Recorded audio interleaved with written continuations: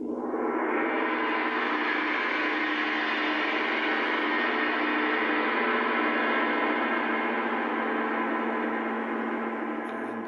got some treats today. I'm going to show you two models, and then we'll kind of split or bifurcate in two different directions and have two different models going. But ideally I'll get these done before Christmas, and I got a talk in January, and all the Christmas rubbish is coming up, so I've got to get this one done for Mini Meltdown, but the next one you'll see might take a bit longer.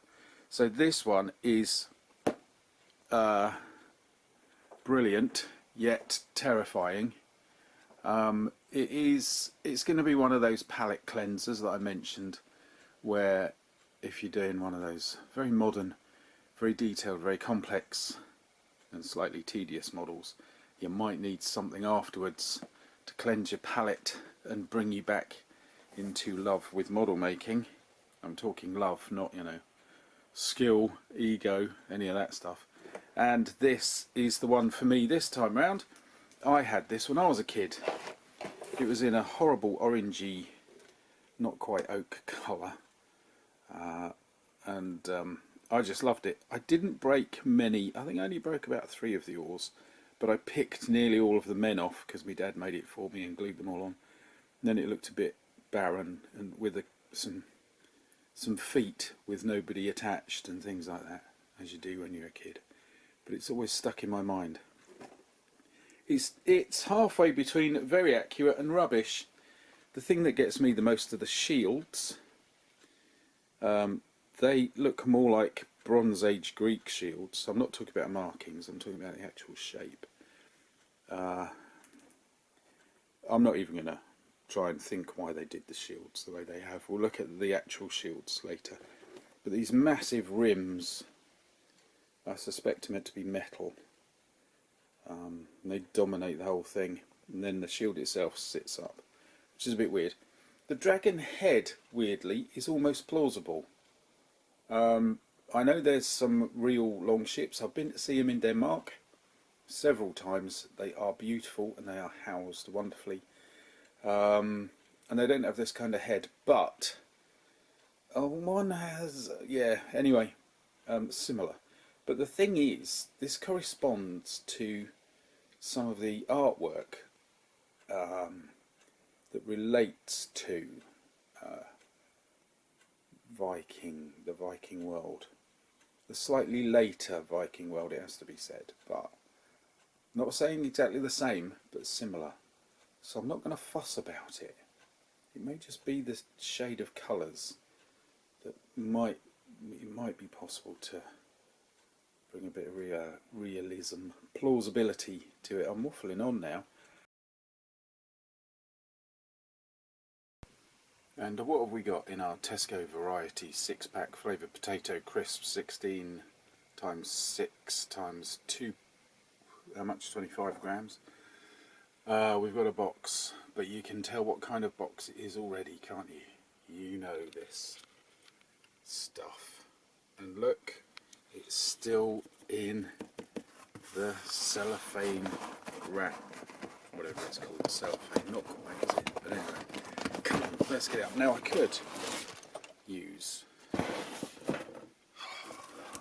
won't ramble, look, it's the old monogram pattern tank. Yes, fantastic. I never made this as a kid. And I'm not quite sure why, just never got round to it. It's never in the shops when I was in the mood. So I've always had a hankering for this one. Oh yes, and one works on the concept that everybody has watched every one of my films has been so overawed by them that every word I've ever said has been memorised to perfection. On the off chance that you haven't watched every single film, or that you're new, welcome to this rarefied madhouse. Anyway, on the basis of, you probably haven't looked at them all, I did do, I think it was a I did a metal figure of a Dark Age warrior who I think I called Hengist, but I'm not sure. And I had a different longship in the background.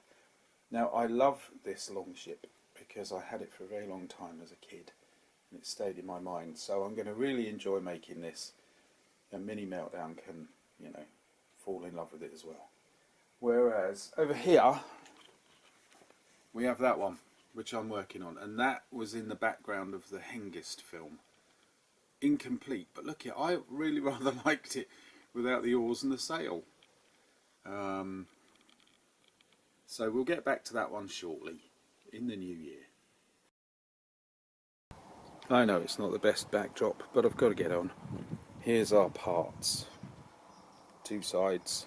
There's those funny shields. You can probably see what I mean.